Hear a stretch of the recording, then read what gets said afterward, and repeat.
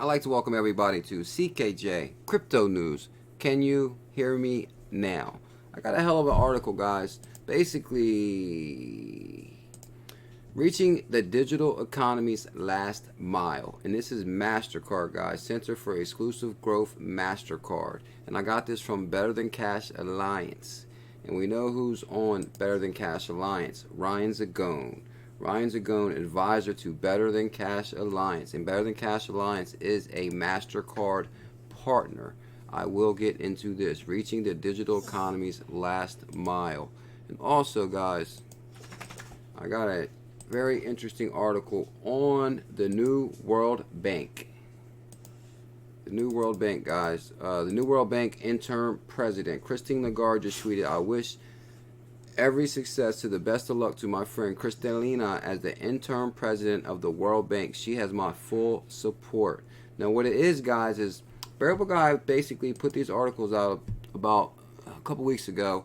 World Bank president, distributed ledger has huge potential, but World Bank president Jim Yong Kim resigns abruptly. Now we got Christine Lagarde basically starting a short, I wish success to the new interim president of the World Bank. She has my full support. Now what I'm asking here is, I wonder if Kristalina is crypto friendly. And that ties me to the United Nations Task Force on Digital Financing.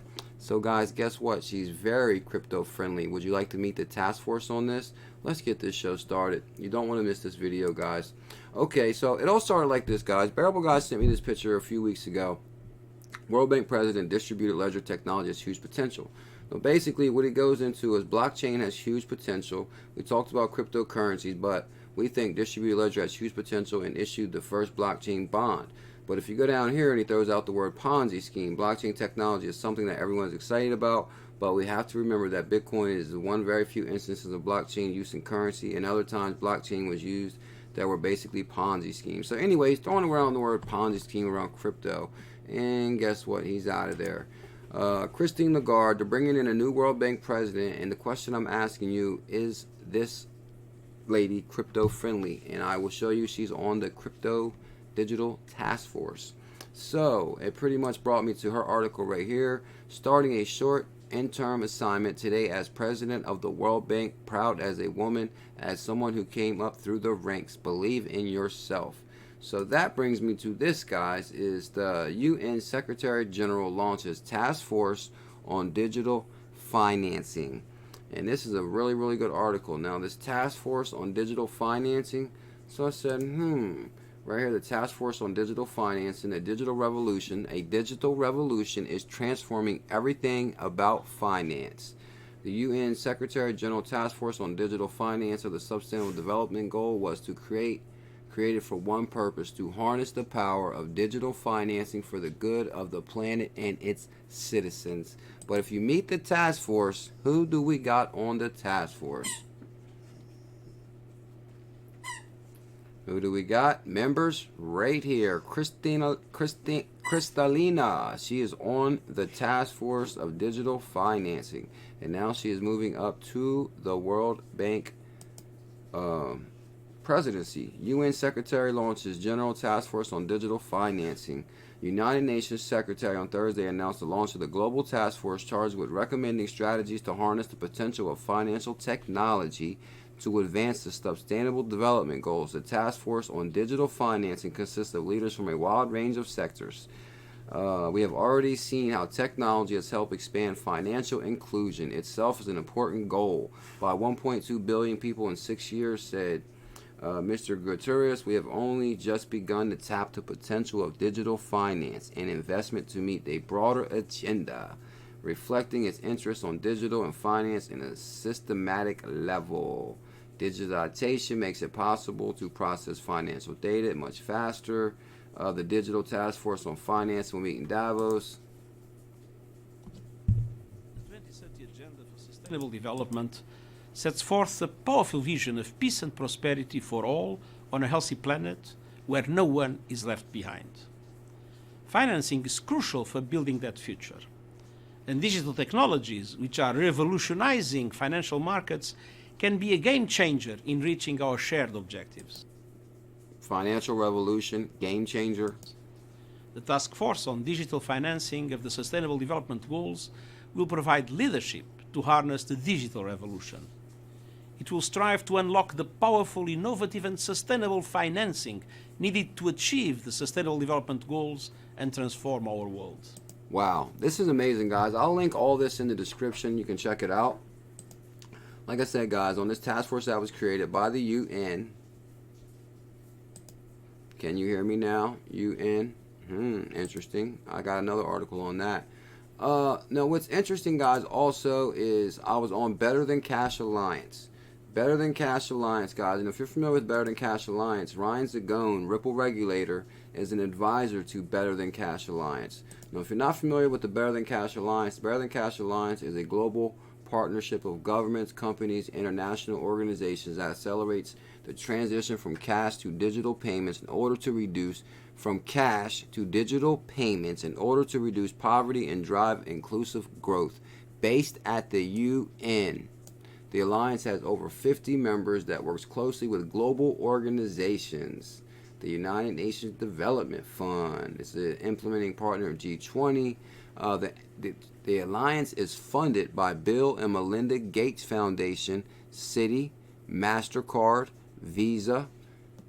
Interesting, guys. Now, this is the article. Now, if you go to Better Than Cash Alliance, right here, this is Dr. Ruth Godwin. You know, actually, she works at the managing director of the Better Than Cash Alliance, advocate for inclusive financial systems, passionate about digital payments.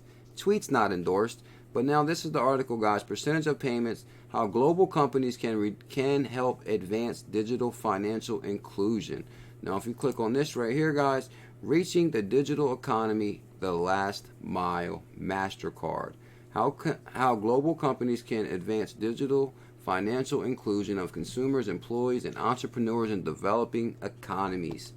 Over the last decade, the world has made a tremendous progress in expanding access to financial products and services for underserved communities. In 2017, Global Index, which Bill Gates funds this also, shows that 1.2 billion adults have obtained a bank account